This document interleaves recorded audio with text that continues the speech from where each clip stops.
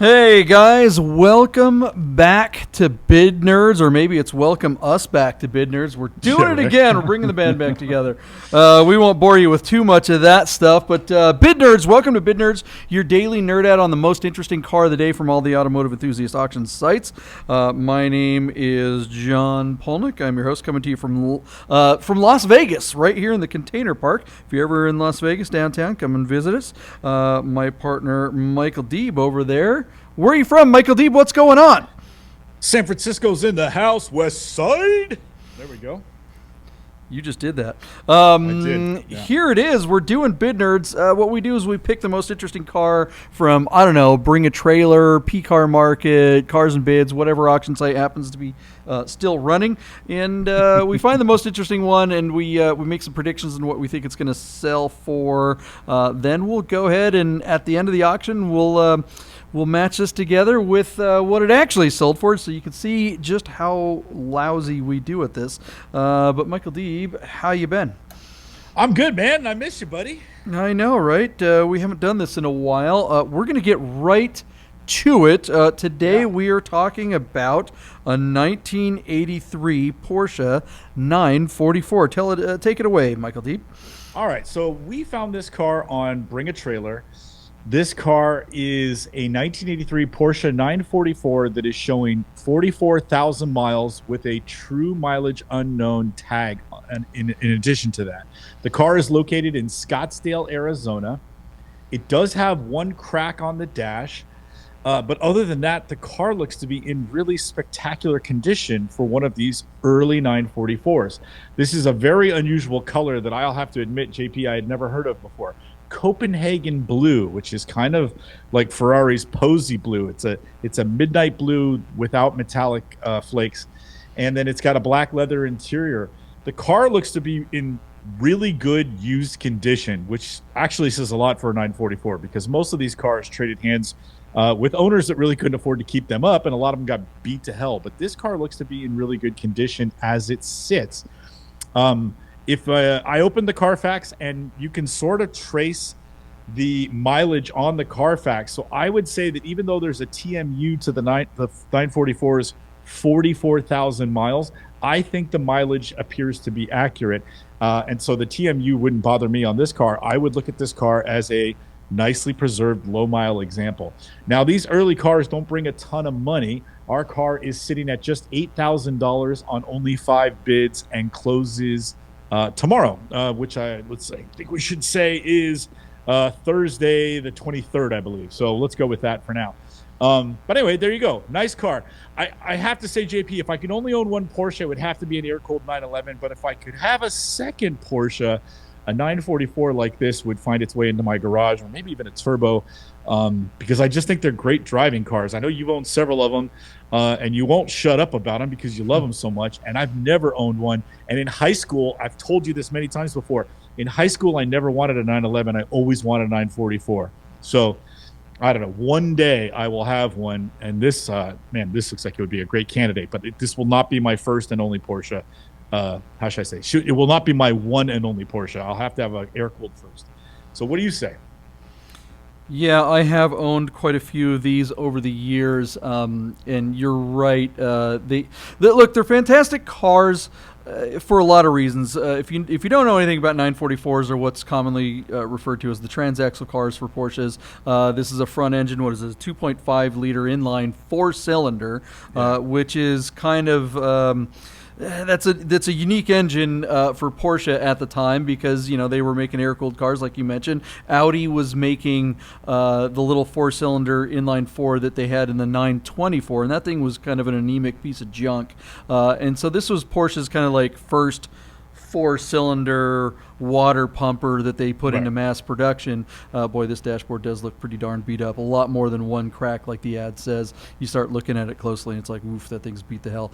But it's an 8-valve head. It's a very simple engine. But what's unique about 944s is why they call them transaxles, because the transmission is all the way in the back. So you get this really interesting kind of like balance with 944s. You get that 50-50 balance, but Unlike a mid-engine car that might have 50-50 balance where all the weight is in the middle, these really extend the weight all the way out on either end. So you can, kind of like a 911, you get a polar moment in the back because all the weight's in the back, or maybe on a Corvette or an American muscle car, all the weight's in the front. These have like a bunch of weight on both ends. So if you get too out of whack, these both understeer and oversteer in a weird way that takes a minute to get used to. But our friend Lane Skelton over there at DWA, he's had one of these for years, and he's just dialed that sucker in. And if you've ever driven with him on the back roads in your neck of the woods, boy, he will show you just how good a 944 is.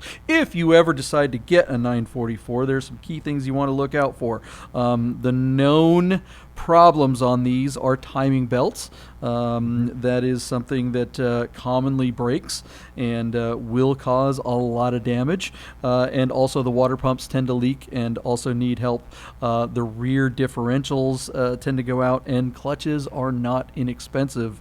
On some older cars from back in the day, clutches used to be a really inexpensive job. I remember clutches used to be $400 no matter what car you had, even when these were not anymore, right? These have always been expensive. This is a $2,500 or more clutch job. So, getting into an inexpensive Porsche may cost you a little up front, but it could cost you a lot more down the road if you don't do your research. Now, if those things have been done, that timing belt in particular, if it's been done within the last 5 years or 60,000 miles, you'll probably be okay. Do not let one here's the thing. It's like, it might have been done inside of 60,000 miles, but if it was done 10 years ago, replace it. I wouldn't even drive one of these. It was done within the year. So it was done in August of 2020. So it was done 10 months ago. So right. Timing belt and tensioners were replaced in August 2020 along with the clutch. So this 944's services are basically up to date. And look at that rear diff too. That thing looks like it's cleaned up. So was there service on that? Not mentioned in the first paragraph. Okay. But clearly the car's been looked after. Yeah, and look at you've got your CV axles are all good. The boots are nice. This car looks really clean. Yeah, I thought it was pretty nice. Again, he does have the toupee on the dash, which is a shame. And obviously there's the one obvious crack. You've probably looked at more of these than I have. So if you see a little bit of wear and tear, but if this car is nice and that mileage is accurate, wouldn't it even be worth putting a new dash on there or getting one from a junkyard or salvage yard and updating this car? I mean, it looks like a nice car. And what I thought was so interesting about this is, could you find a really good driver's car, Porsche, in this day and age, in this crazy market that's under 20 grand? Yeah, good luck with that. These cars were somewhere in that neighborhood brand new, but that was like all the money in the world. In 1984, a $20,000 car would be like, I don't know what, a $80,000 car now. I mean, maybe more. These were just that was what was cool back in the 80s. When they came out new, they depreciated quite a bit. So by the early 90s, you could buy one of these for $4,000 or $5,000 and look like $1 million driving down the road. They really were a lot of fun. I'm sitting on this original window sticker. Did you say this one has limited slip, or did you check on that? I did not. I didn't. So. Yeah, I mean these cars were a heck of a lot of fun. Here's the thing: looking for 944s, they were cheap for so long that they really were abused. A lot of people got them and because they didn't spend a whole lot of money on them, they just didn't treat them like a nice car. So this car, we're sitting here trying to figure out, is it true mileage unknown? If you had found a 911 with 50,000 miles and had a normal 6-digit odometer, you could pretty easily look at it. Those cars were always expensive, and they looking at a 911 with 50,000 miles from 1984, you could probably tell that's a 50,000 mile car. Right. This car does not look like a 50,000 mile car. It's got a lot of rock chips. But here, don't get me wrong. I'm not saying it doesn't. Yeah. I'm saying that it probably wasn't treated like a 50,000 mile Porsche for many years of its life. So it has a ton of rock chips, some scrapes on the front valance, lots of little chips along the rocker panels and stuff. It's a dark color, so they're going to show up pretty easily. It's going to be hard to hide rock chips on this dark blue color. What I can't remember what color you said that was. Copenhagen blue. Copenhagen blue. I did have an S in this color, by the way, years ago. Did? Cool. Yeah, it's really cool. But that said, that 5-digit, boy, it's just tough. It's tough. It's a tough call. Either way, though, even if it does have 150,000 miles, if the clutch has been done, if the timing belt's been done, and the water pump's been done, you're good to go. These engines are bulletproof. Other than those 3 little Achilles heels, they're not terribly expensive to update those things. So you could have a 200,000 mile one of these, fix those problems, and you're good to go. I mean, they just really are super strong engines. No limited slip on this one, JP, but this car did have the stabilizers and sport shocks, which was $270 option to upgrade the suspension. Can you imagine? Nice. $270 won't get you floor mats at a Porsche today. I will tell you, Michael Deeb, I went and looked at a 944 over the weekend here just before we recorded this. It was a weird one. The rear glass, you see this big hump, that big bubble glass on this guy's car was busted out. It was smashed. His was an 85.5, so that was the first year of the new body style. This is the 16 Candles Jake interior, which... But yeah, so the rear glass was broken, and they wanted like $6,500 for this car. So I went out to take a look at it. It was guards red on black, and other than the glass, the body was in beautiful shape. Like I haven't seen one this nice in a while. Not a door ding on it. This one has way more rock chips. The interior, not a crack on the dash. Interior was immaculate, and these 2 chucklehead guys said that it was their grandfather's car. And I don't know, maybe they're right. They had a stack of receipts like this thick, and that's cool. And so I'm like, all right, well, let's start it up and drive it. He's like, oh, well, yeah, it's not running right now. I'm like, okay. So grandfather's car, supposedly, rear glass broken. Finding the glass for these there's a bunch of them on eBay, but they're like $800, $1,000, and then getting one shipped is really tough. So so you get the glass, that's $1,000 or more. Now it's not starting. Is it a DME relay? Is it what? So I put the key in and I'm turning the key, and it's got plenty of power, but it's not getting spark or fuel or something, and it's just turning over super free. But it's also a very good possibility that the timing belt went.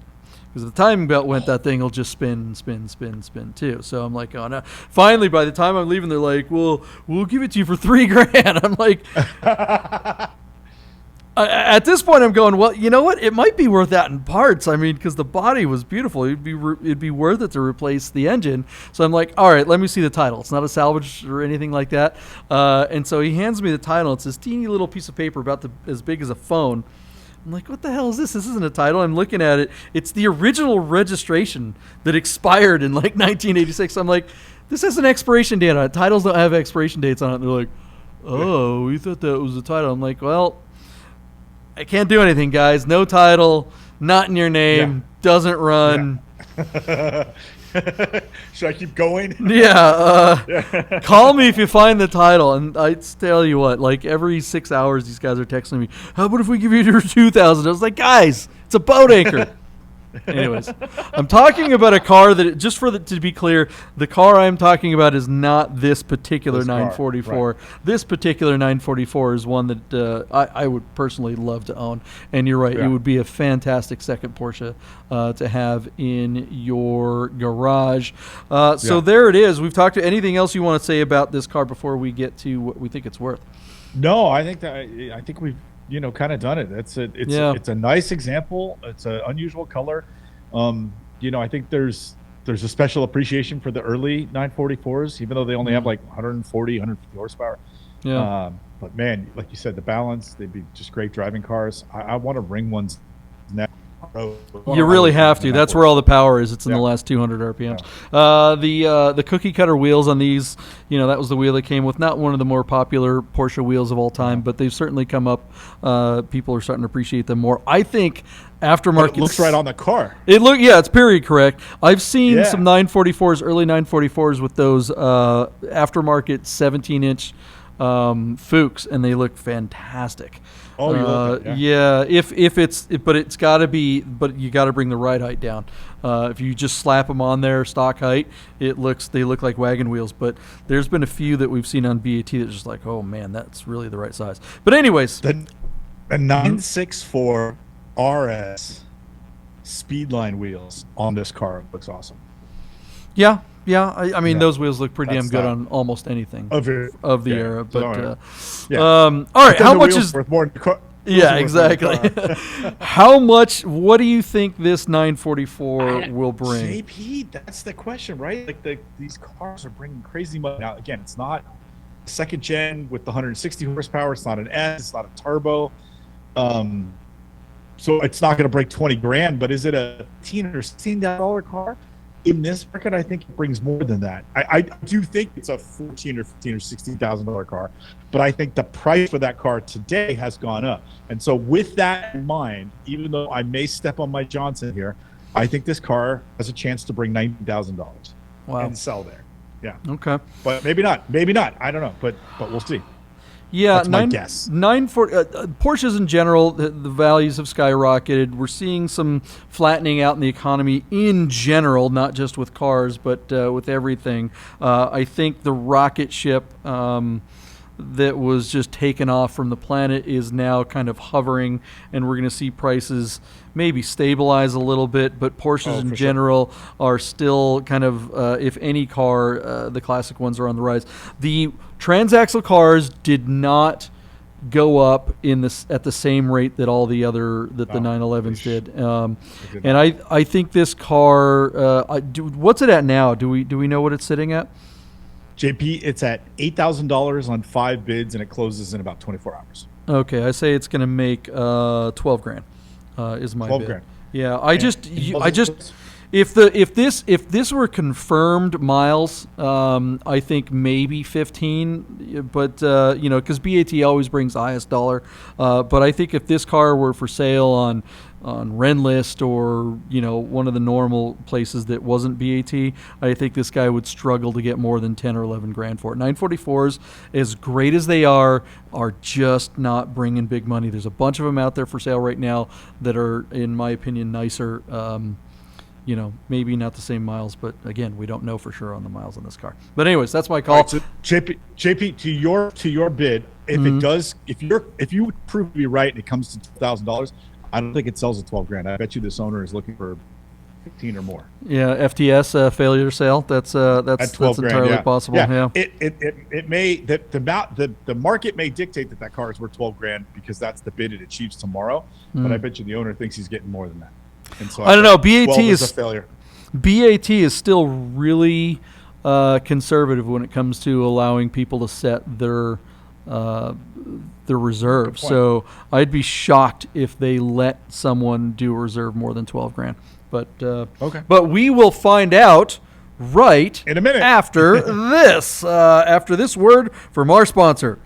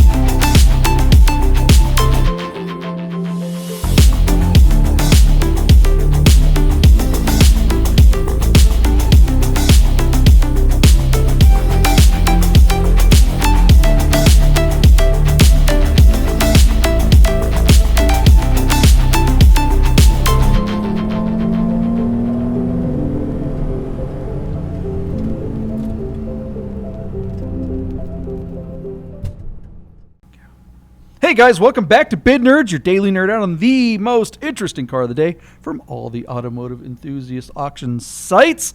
Let's get to finding out how much this 1983 Porsche 944 sold for? Michael Deeb, Yeah. take it away. Who was right? Who was wrong? Which one of us is an idiot, and which one is not? So JP, there are times where, because I go first with the bid, there are times where I throw my bid out there, and I can feel your reaction. Like you'll go, and I just know like, oh shit, I'm stepping on my Johnson, and I just know like sometimes I throw a number out there, and then you're like, okay, I don't even know what to do with that because I can't. Like other times you don't know what the value of the cars are, but there's some cars that you know so well. You can tell the moment I speak, you're like, oh yeah, he's going to lose this one. So this is actually kind of funny because our 83 Porsche 944 is showing 44,000 miles, but it's true mileage unknown. We don't know if the mileage is accurate or not.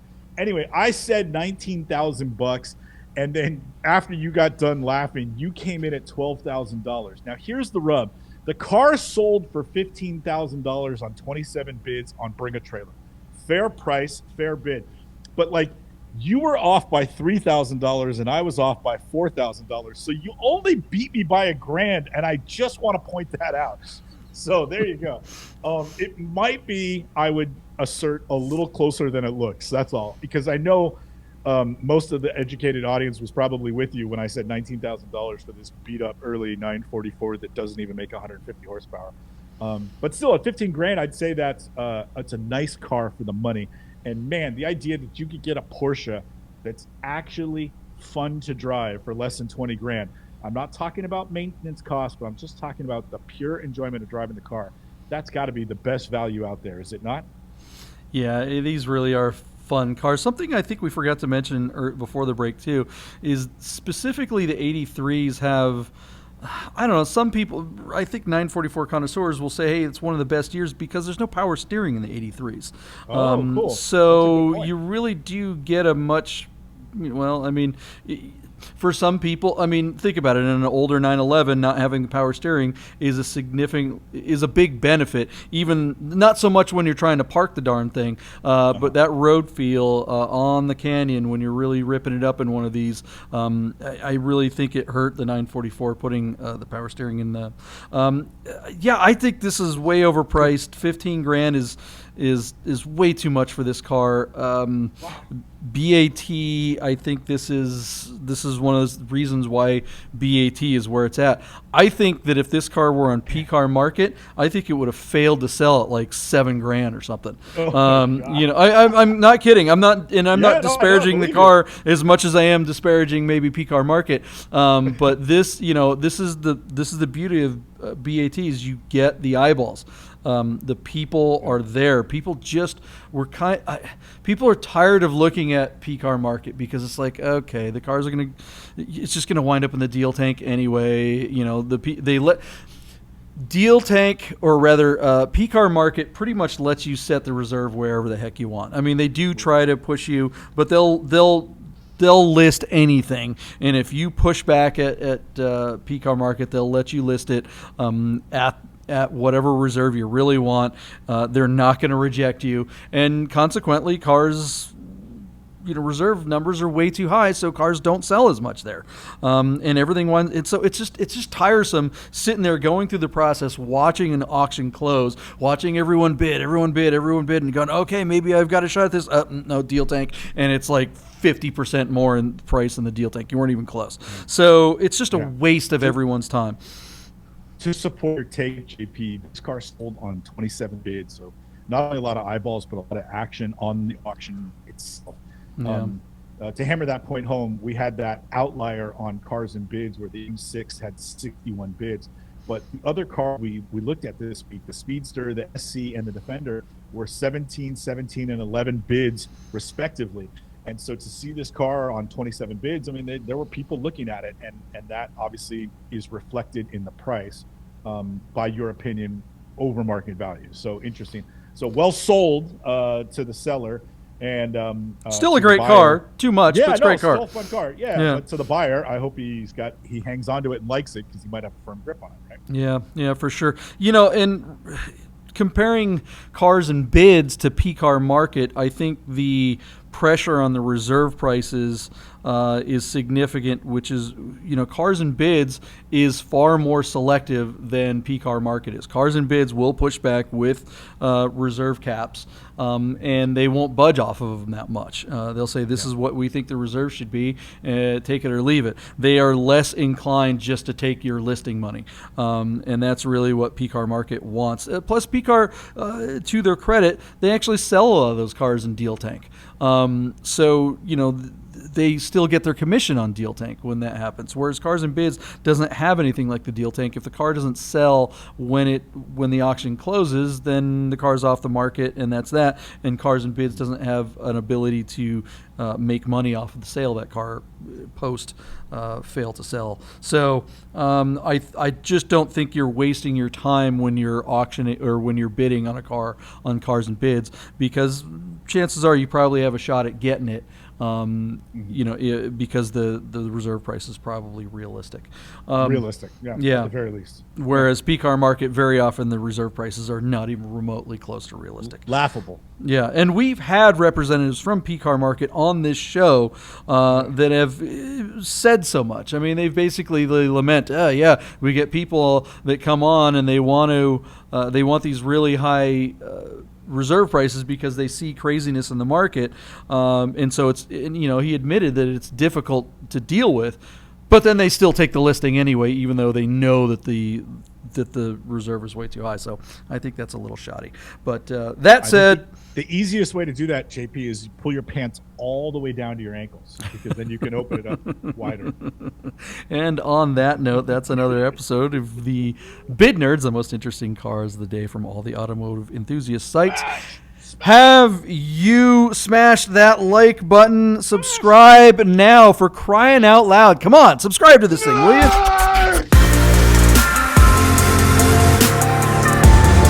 Get the word!